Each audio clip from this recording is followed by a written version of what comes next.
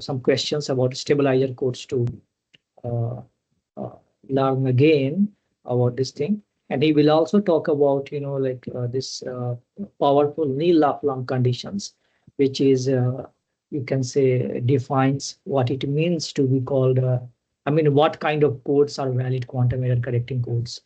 So, Andrew, maybe you can start. Meanwhile, everybody, please mute yourself, and so that we have a smooth session. Yeah, thanks.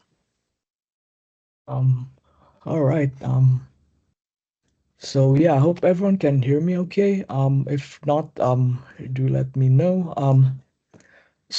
Yeah, like you sort of mentioned, today I'm going to talk about like this more rigorous theory for quantum error correction, and also go through stabilizer code through like this group theory basically, and I'm gonna go through like this also family of codes called the CSS code, which is very important with and very popular in the community. Um, all right.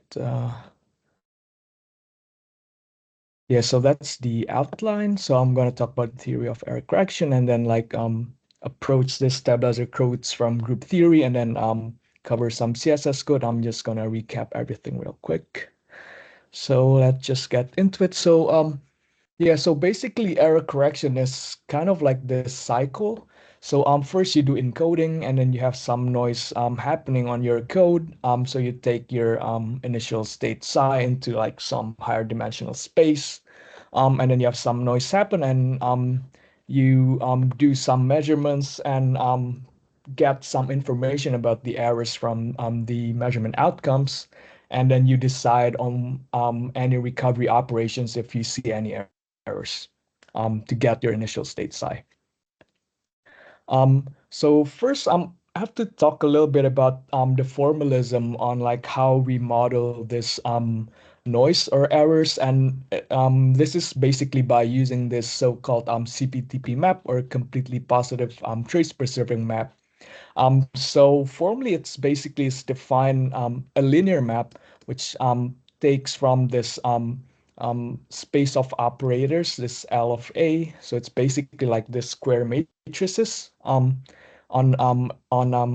Hilbert space A, and take you to space of square matrices over this Hilbert space B. So this linear map, this curly E, is completely positive. If I have like a positive semi-definite operator, which partially belongs to this linear space A, and also some arbitrary additional space R, and then if I map the A part of this operator X, then the resulting thing is still positive semi-definite. So if I describe it in the picture, it's by this equation one, this thing below here. Can everyone see my cursor? Um, yeah, okay. All right, sounds good. So yeah, so this means that if X is positive semi-definite and I put X part of X as an input to this completely positive map, then the output is still positive semi-definite, right? So that's what we call CP map. And trace preserving map means that, okay, so if I have like this operator X, so the trace of the output after I put it through this curly E, this linear map E, then the trace is still the same for any X. Um, and if this linear map is both completely positive and trace preserving, and it's a completely positive trace preserving map, which and like obvious, which is called a CPTP map. So it has like all these nice properties, and it's very important in quantum computation and quantum information. And I find like this particular reference to be like very good. I think this section 2 from Joan Watrous' textbook, and it's available online for free. So do check it out if you're interested to know more. So yeah, so these are just couple examples, and I'm just setting up some notations as well. So say if I have like this 3-qubit CPTP map. So see if you, I have like these 3 wires here. So it can be represented this way, which is called the Krauss representation of this CPTP map. And so it has like this summation form where you sandwich your input state row, right? So in this case, like I have this X unitary on the first qubit, and that's represented by this very first summon here in equation 3, or like this. And then I have another summon where I have X on the second qubit and X on the third qubit. Um, and yeah, I can define it a different way. Now I have like x1 and x2 in the first and the second qubit, and then I still have x2 on this second summon, and x3 on the other one. So, okay. So, as I mentioned before, so the goal of error correction, so is that we encode to this higher dimensional space, but, and then after some noise occur, we want to get our noise back, right?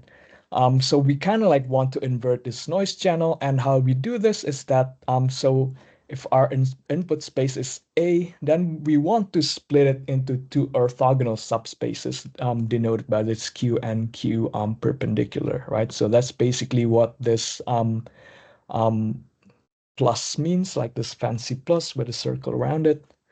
Um, and yeah, so what this means is that if I take like some vector v from Q and some vector v prime from its perpendicular or orthogonal subspace, then the inner product of those vectors is going to be 0. Okay, so how we construct an error correcting code is that um, we construct this isometry that takes our initial state psi and take it to map it to this subspace Q, where this the dimension of the initial space where my psi lives in is smaller than the dimension of A, and then this isometry, which I call the encoder isometry, is going to take it to this higher dimensional or this, yeah, this subspace of this higher dimensional space A, which is the subspace Q. So this psi bar belongs to this subspace Q of A.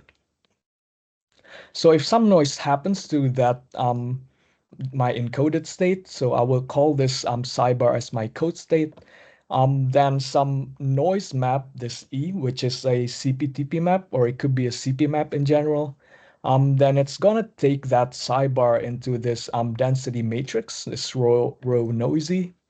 Um, and so yeah, that's not good. So our goal is to bring it back to psi bar, right? And then we can do computation with it, or just keep it in our quantum memory. So yeah, so this is basically what we want. So we want this to construct this map R that takes our row noisy to psi bar. And that's what it means for a code to correct this noise channel, right? Or errors that arise from this noise channel. And the errors are basically this E case, right? This the Krauss operators of this channel or CPTP map, right? So we say that code Q correct this noise channel if there exists some recovery map which maps this row noisy back to my psi bar. Yes, so this condition is really hard to check because we need to search for all possible CPTP recovery map R. So Nil and Oflam a while back, they came up with this condition, which is equivalent to this condition of quantum error correction, but it is independent of this recovery map R. And you can check it using only the cross operator of your noise channel and the basis of this code space Q. So you remember this code space Q is just some subspace of this higher dimensional space A. Yes, and this is basically what the condition says. So if I sandwich the cross operator, right? So if I take two different cross operators, this EK and EK prime, and then I apply one of them to the this basis state J bar, and I apply the other one to this basis state I bar, then they're approximately orthogonal with um, up to this complex number alpha kk, and this complex number has to be independent of this I and j, although it can depend on this errors ek prime and ek.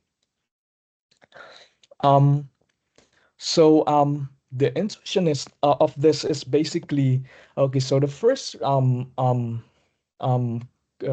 question is, why does this error correction condition, the existence of this recovery map R imply that sandwich condition in nil-of-Lam?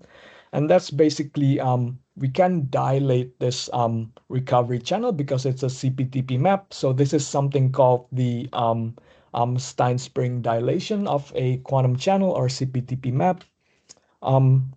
So then I can represent it this way instead of the Krauss form that you've seen in the previous slide. And then basically from this condition, the error correction condition, then you can show that, okay, so here I only use the logical zero basis state, logical zero and logical one basis states. But you can do this for general, however many dimension you want in your code space. So basically, like this V that you get from dilating this recovery channel, so that has to decouple your code state with this the errors from your code state, and it will move your error to this kind of like ancillary system W that this V maps you to. Sorry, so this trace should be on over W instead of E. That's a typo. Yeah. So and then if you do this mapping, then you're gonna recover your 0 and 1. Then like you can just check this condition, the nil-of-Lam condition, and then just plug the V in, because like this V dagger V is equal to identity. Then you can work from there and see that now you get like this um, kind of orthogonality up to some scalar complex number. Now the other way around, why the this nil-of-Lam condition imply that we can recover, basically yeah, I don't know if I want to go through all of this, but yeah, so you can show that this constant that depends on k and k prime, it makes up this Hermitian matrix, and that means you can diagonalize it to a diagonal matrix, which is this D. So all the elements are zero except those on the diagonal. Well, yeah, so only those on the diagonals can be zero, can be non-zero, I should say. Yeah, and you diagonalize it basically using this unitaries, and these are this ULKs. And then you can construct this new operator FK using these unitaries. And then basically, yeah, you can work it out. So I'm going to share this slide after the talk is finished. And you can basically work it out that if you can construct this channel R this way using the new operator that I constructed using this diagonalizing unitary and this noise or error operator E, the E's. If I construct it this way, then you can recover the nil-of-Lam condition. And you can also see details here in Nielsen Chuang textbook or Daniel Gottsman textbook, or even from the original paper by Nil and Flom. Yeah, so next I'm gonna move on to some to stabilizer codes point of view from group theory. Yeah, So I'm just going to go back to this diagram. So basically previously when we look at nil flame condition, so we lumped up everything, all this recovery channel or decoding channel as just one CPTP map. But actually in real life, like you have to do this sequence of measurements, and those are called syndrome measurements, and that's where you get information about which error had occurred, so you know how you're gonna get this your state back.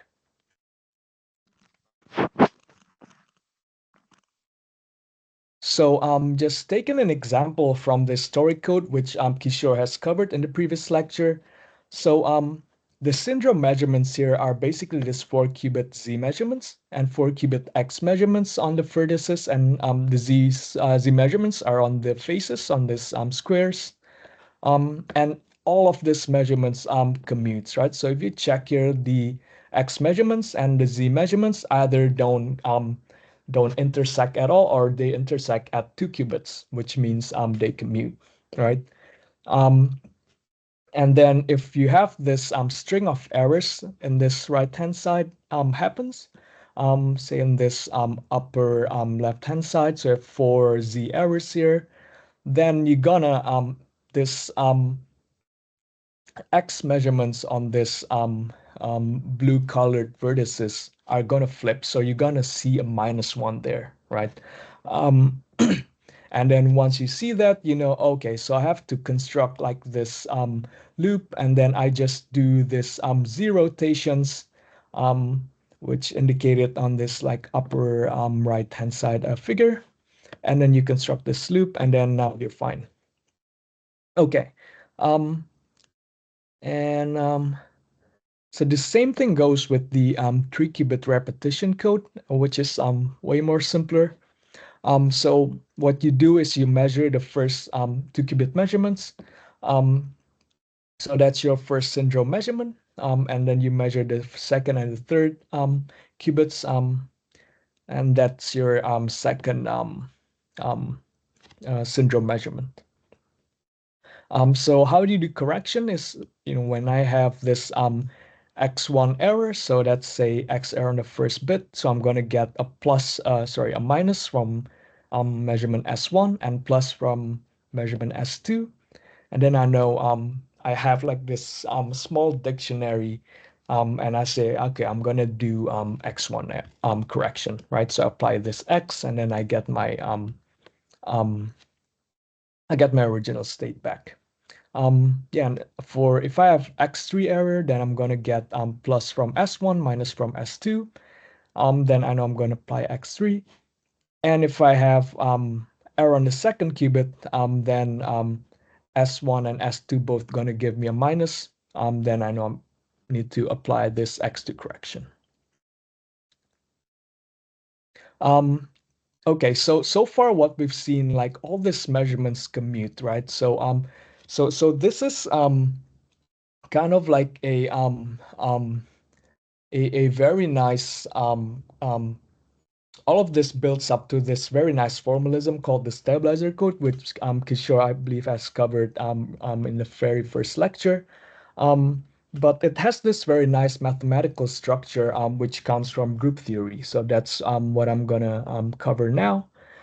So first, I'm just going to define a group, and then in the next slide, I'm going to relate it to how it works in this stabilizer formalism.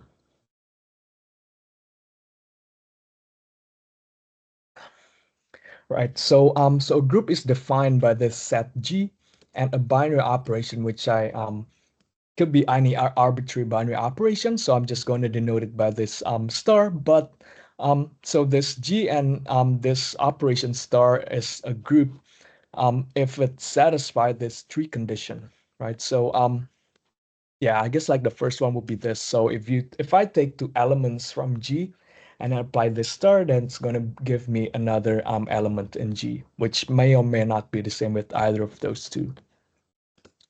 So the first one is associativity condition. So it doesn't matter if I have like three objects from G, it doesn't matter which two I'm gonna apply this star first, I'm gonna get the same thing.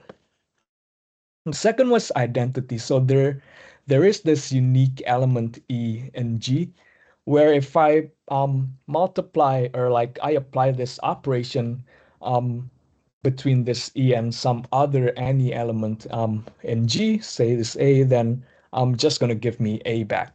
And it doesn't matter if I apply this E to that A from the left or the right.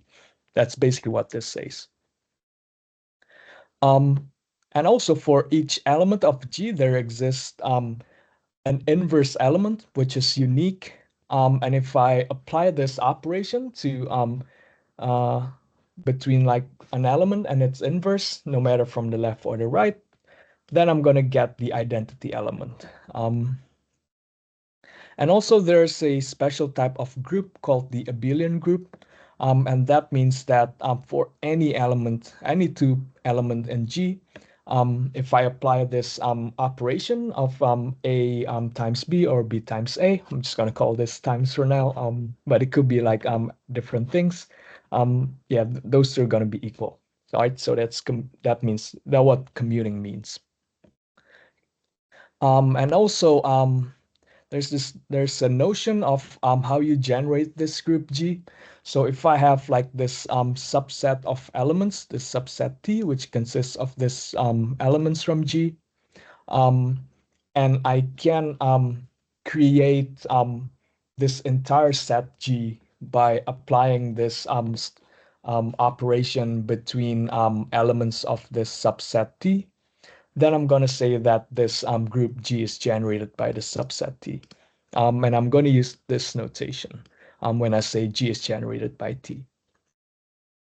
And also there's this notion of subgroup, which means that if I take a subset H of G, and then H is still a group under this operation, then I call this H a subgroup of G because it's close under this star operation and it satisfies all these three conditions. Okay, so this is one simple example. It's just integer addition. So yeah, so if I take like yeah, because it satisfies everything. If I take add any two integers, I'm gonna get an integer. So that's I'm gonna get an integer applying this plus operation. And it satisfies all this condition. You can check. So the identity is 0. And the inverse element is basically just put the minus sign in front of any of the element. And it's also an abelian group because it doesn't matter if you, 2 plus 3 is equal to 3 plus 2, for instance. Yeah, and most of the time I'm going to just refer the group as G for simplicity. And yeah, and most times I'm going to get rid of this star operation, so this should not be capitalized. So yeah, this G times H, or just going to write this as GH, if it's clear from the context. Right. So now I'm going to go through Pauli matrices. So Pauli matrices turns out it forms a group, but it's a non-abelian group, and it's the identity element is just yeah, this one's n-qubit Pauli matrices. So I take n tensor product of this, and if you remember, like this um,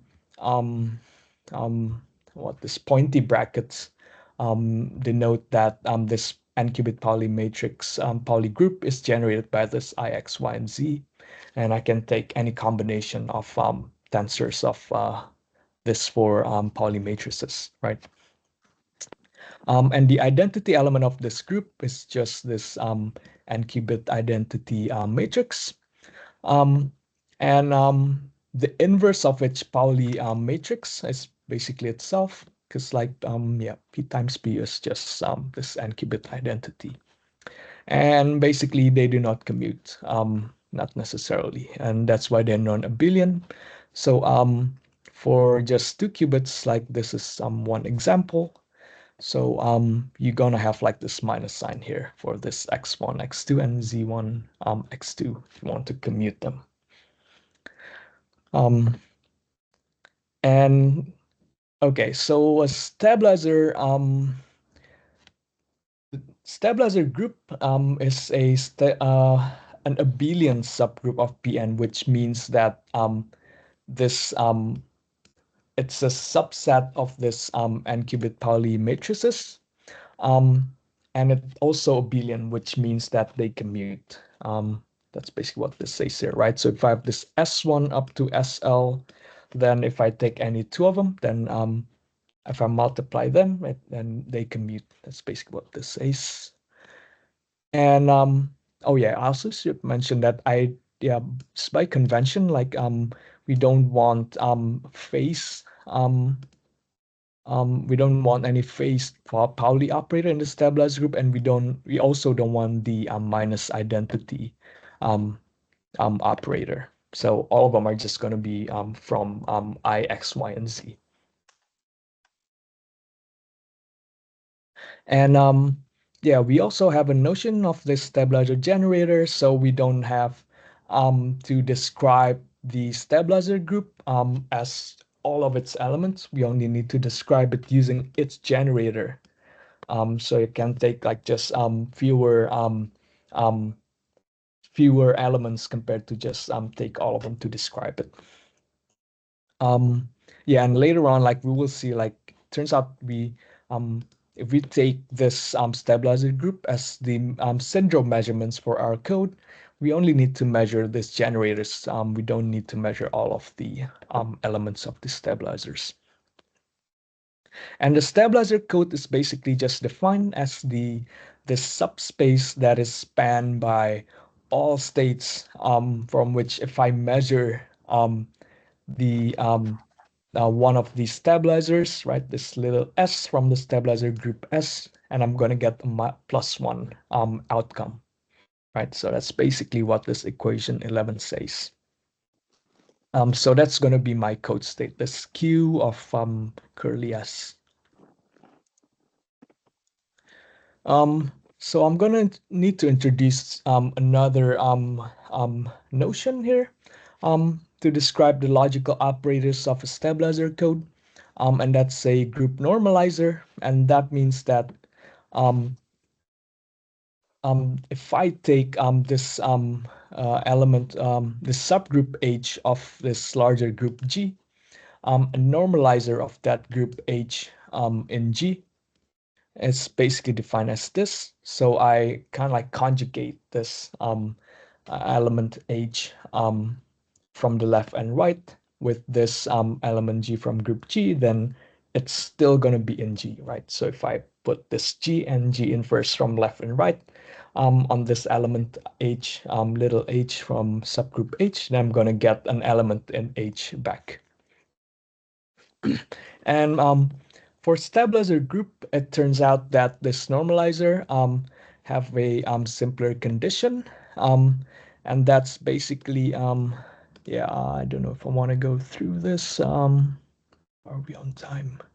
Um, yeah, but basically, we have so this normalizer of the stabilizer group basically just can be described by elements of the n-qubit Pauli group that commutes with all of the stabilizers, and that is equal to what's called a centralizer of the stabilizer group S. So yeah, it's just kind of like a side note. You can go back to the slide and work it out. Basically, you can just follow this equation 13 and use the fact that we don't want the minus identity in the stabilizer group. Um, so okay, good. So we have this group normalizer. So how do we get the logical operators of the stabilizer code in this group theory um, um, point of view? So I'm gonna take normalizer of S as using this operation which is called the quotienting, taking the quotient of this normalizer with S. And that's basically means that I'm gonna take this a set of subsets of this of the Pauli matrices. And this basically means I multiply this the entire stabilizer group with some element P from the normalizer of S. And I'm gonna get this, like I multiply each of these stabilizers with P. So this is gonna give me this equivalence class, right? Because if I take two different P's, let's take I know P and P prime, that could give me the same set, right? This set could be equal. And so sorry, yeah, this is a this is bad notation. So this should be like P prime. Probably can like write something here. Yeah, so this should be P prime, right? Yeah, so in equivalence class, if I take a P from this element of the normalizer, then an equivalence class is basically contains all P primes in the normalizer, such that I'm gonna get the same subset here, right? This P prime times S is equal to P times S. And remember, like that's basically like this set. And the logical operators basically is going to be defined by this equivalence class, logical operators of my stabilizer codes. And basically yeah, like this kind of like this subsets are called cosets, but yeah, you don't really need to worry about that if you don't know what that is. And just one thing to note, so if I take any element of the stabilizer group, because the stabilizer group is inside this normalizer, the equivalence class of any stabilizer is going to be the entire stabilizer group, right? Because it's a group and it's closed under multiplication. And also if I take any code state, right? So this is why this definition makes sense, right? So why you want to define your logical operators as this equivalence class.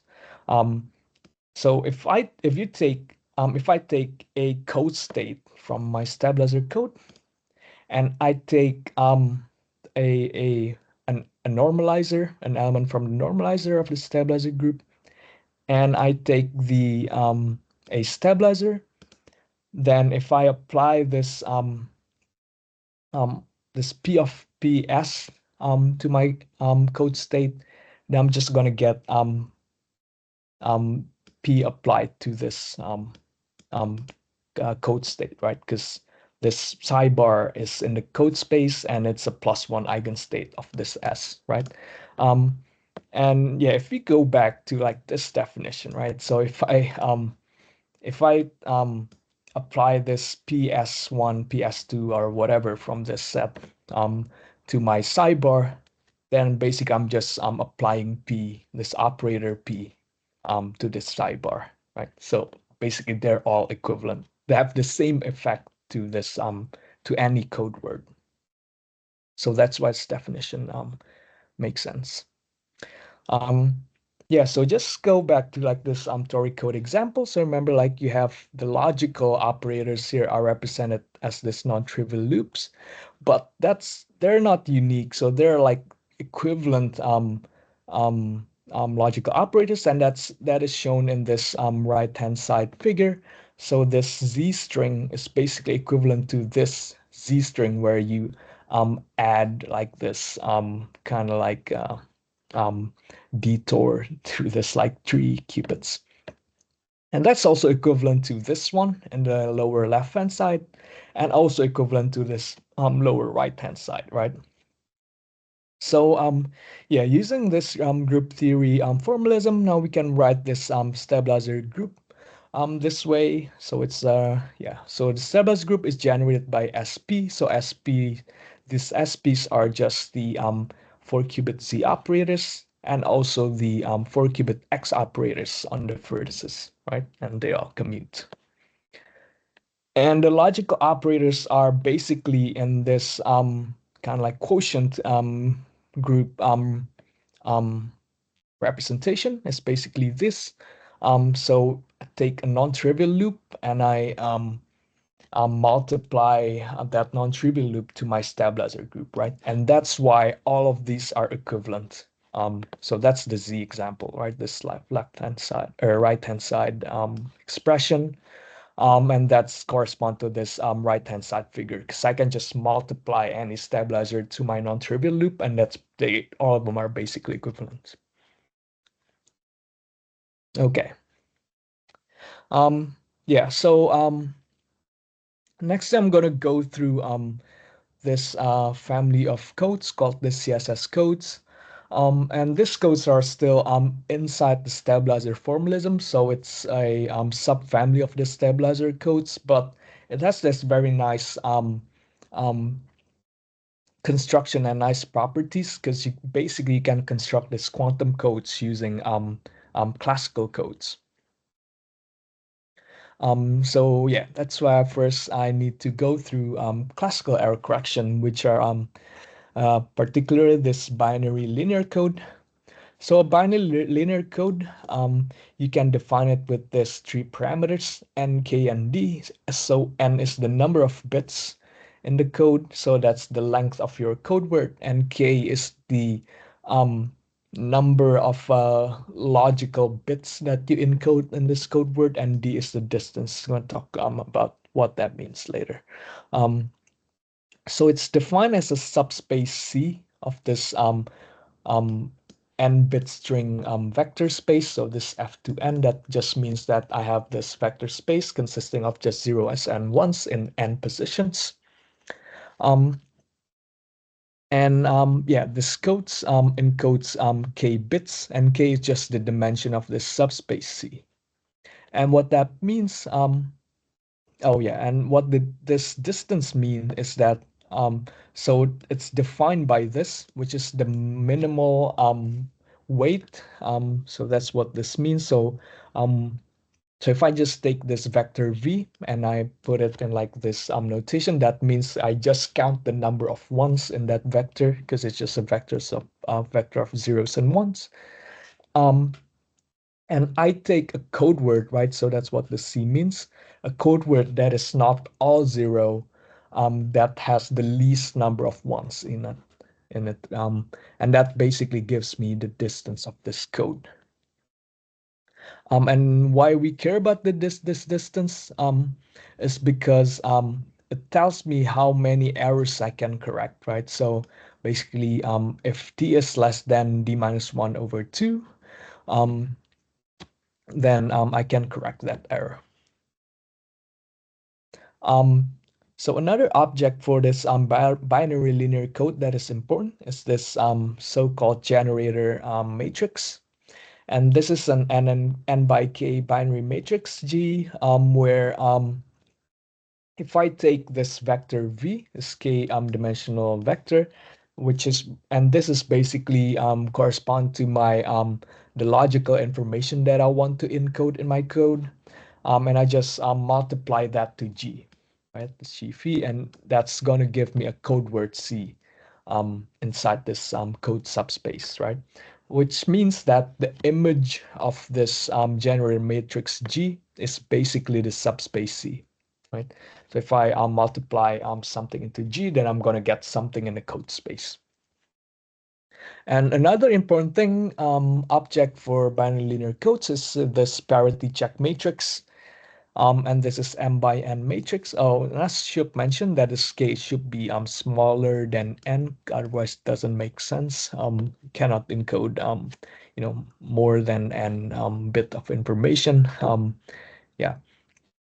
Yeah, and there's also this parity check matrix and this m by n matrix. Um, and what we want, how do we construct this from C is that we want C to be in the kernel of H or just equal to the kernel of H. So what that means is that if I multiply any code word um, to this matrix H, and I'm gonna get this length M zero vector. So what that means is that if I multiply H and G, then that's going to be equal to 0, right? And the reason why that is that this code space C is contained in the image of G, but it is also in the kernel of H.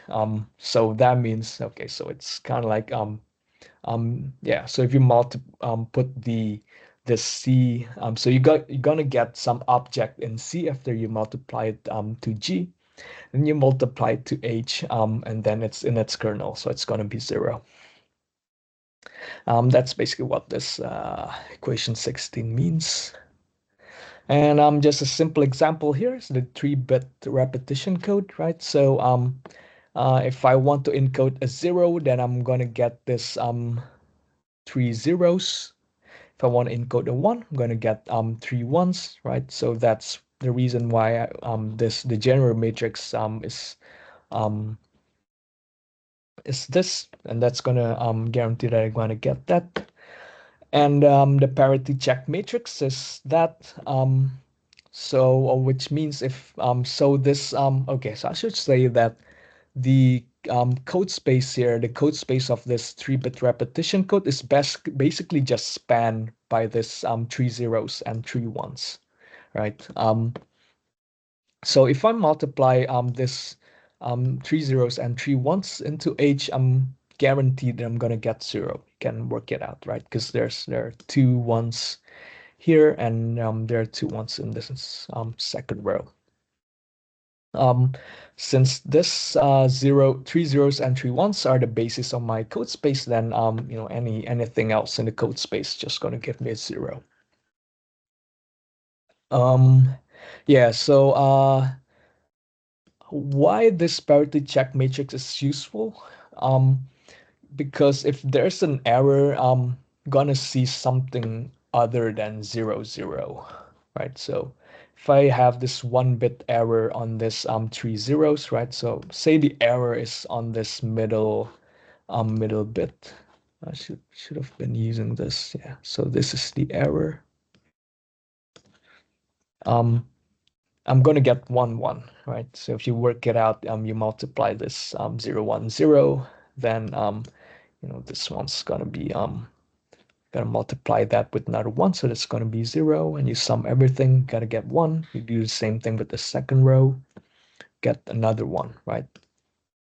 So if I have an error on the first bit, I'm gonna get this, and if I have error on the last bit, I'm gonna get that, right? You can basically work that out.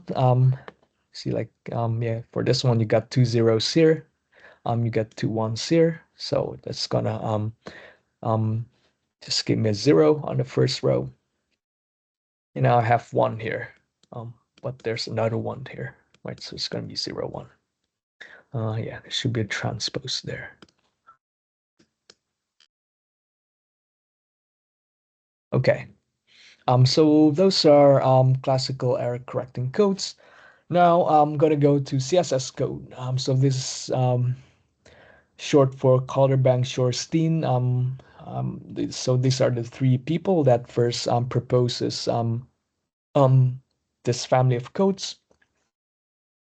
Well, yeah, the abbreviation is a bit unfortunate because if you Google it, they sometimes just give you like this CSS code on like this programming language. But yeah, yeah. So basically, we can construct the CSS code using 2 binary linear codes, CX and CZ, with parity check HX and HZ.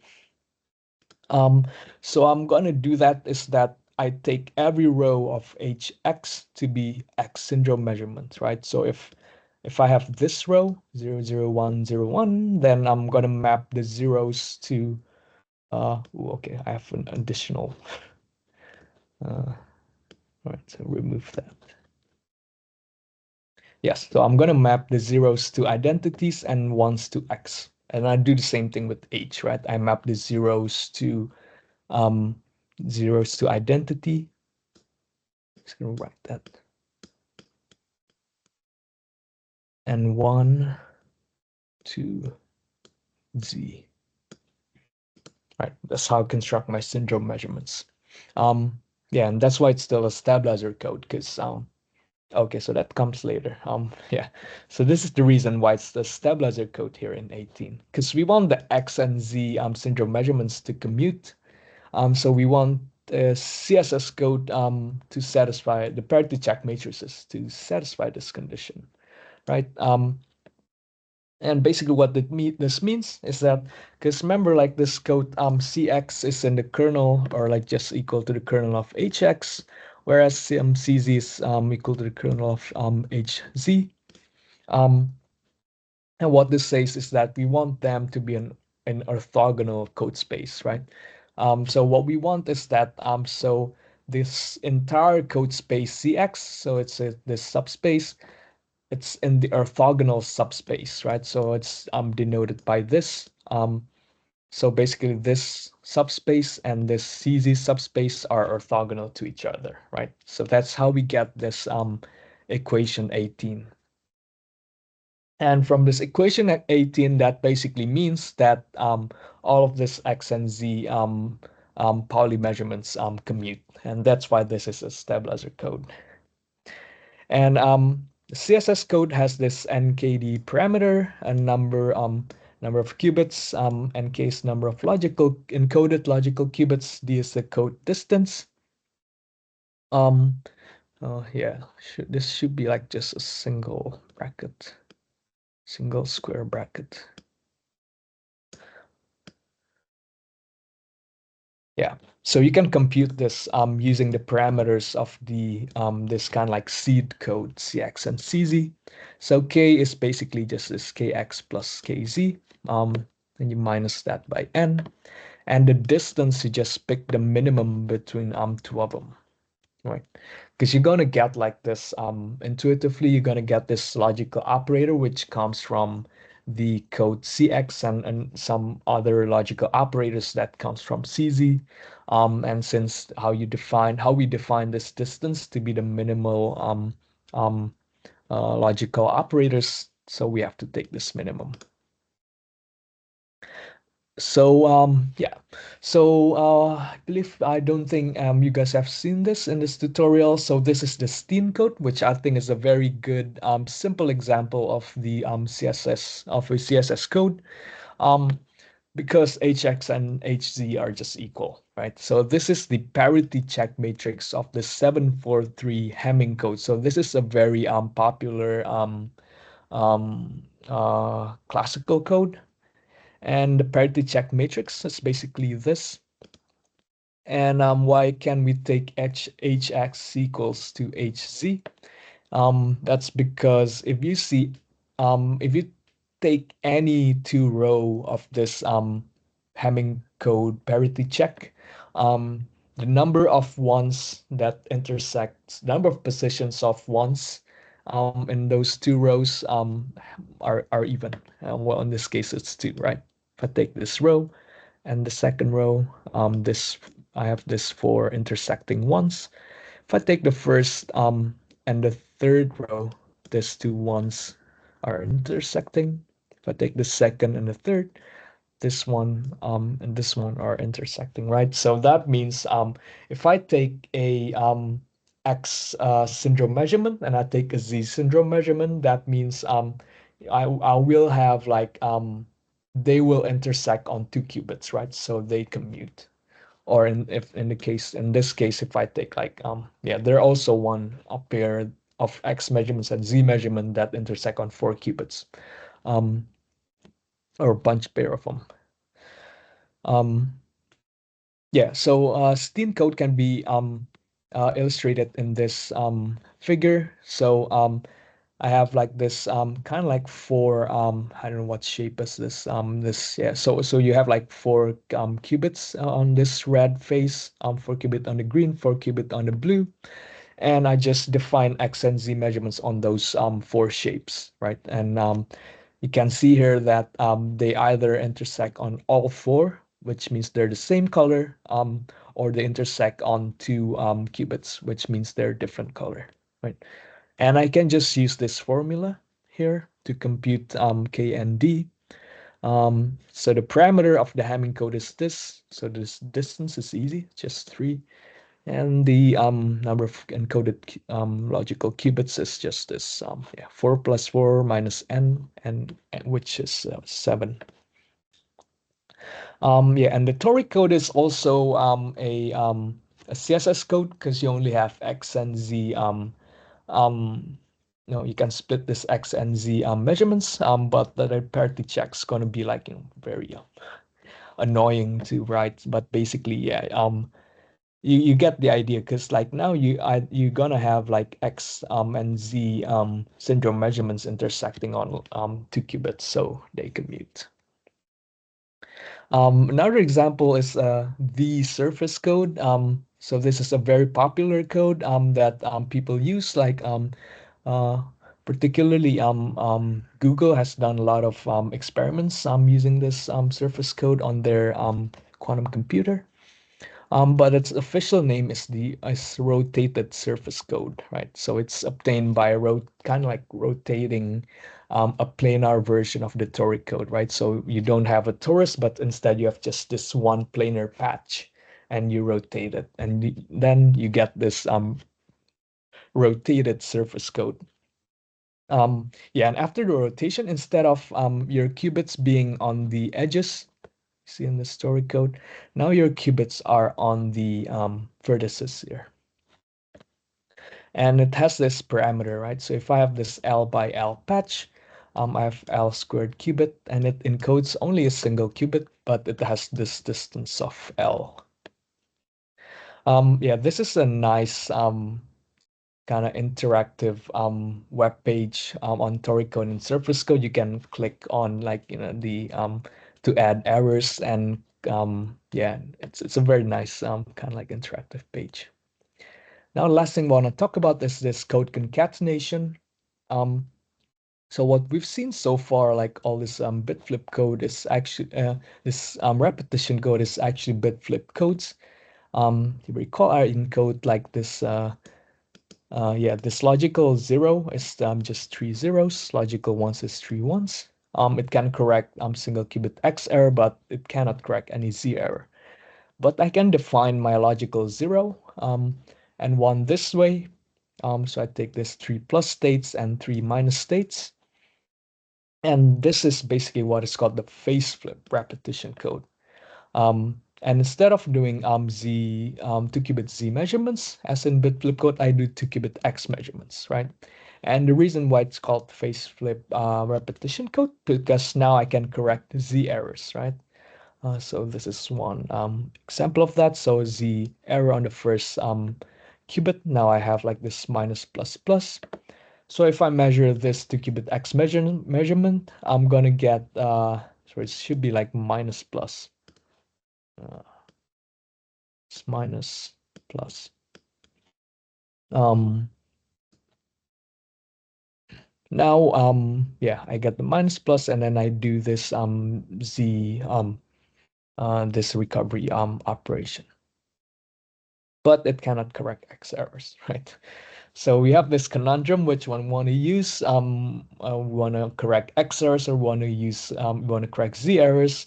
But code concatenation comes to the rescue. Now we can concatenate. I'll tell you what that is in the next slide. Concatenate the bit flip repetition code to phase flip repetition code, and it's going to give us this Shor code, which is proposed by Peter Shor.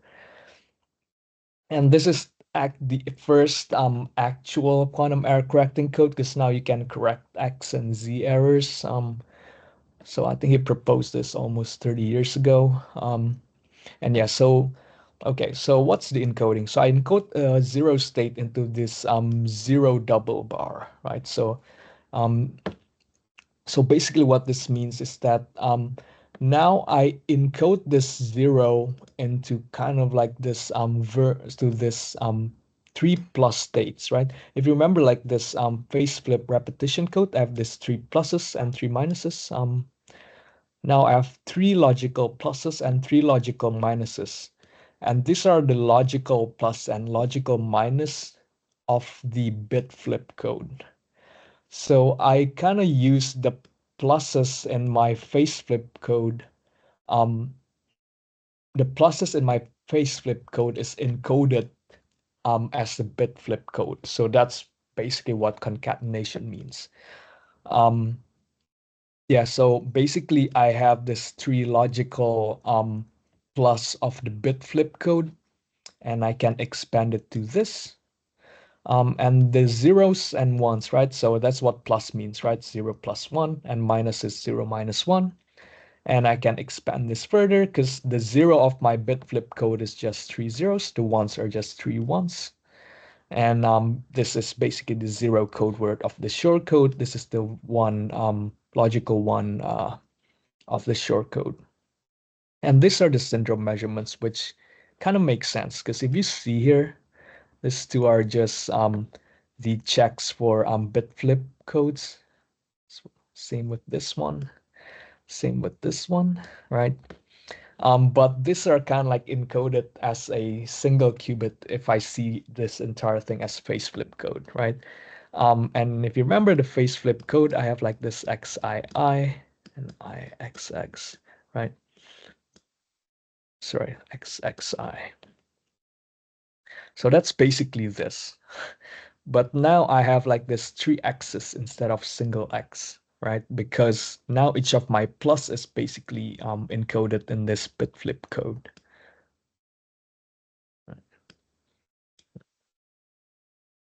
Yeah, so this and this, right? So this corresponds to XXI. And this one's IXX. Yeah, which is a pretty cool idea. Right, so that's it's pretty much the last thing I want to talk about. Just gonna recap. So yeah, I've defined this formal definition for quantum error correcting codes, and show you the nil-of-Flam condition. And don't worry if you didn't follow everything on the nil-of-Flam kind of like proof sketch. You can always go back to this slide or look at the references. And I covered the group theory formalism for stabilizer codes, and also the CSS code, which is a constructing quantum error correcting codes from classical codes. And lastly, I talked about code concatenation, which give us the Shor code. Right. And yeah, that's everything. Thanks. Yeah. Thanks, Andrew. So I think now maybe we can stop and probably, yeah, I mean, like Andrew, you can add the slides and the recordings will be shared Yes. later. Yeah. So thanks everyone for joining. Next week we are going to talk about topology, and for that no background in topology is assumed. So we will talk about top homology and cohomology, and yeah, like without assuming anything about topology. So that will be necessary, like important for topological quantum codes. So thanks for joining. See you guys next week. Yeah. Thanks.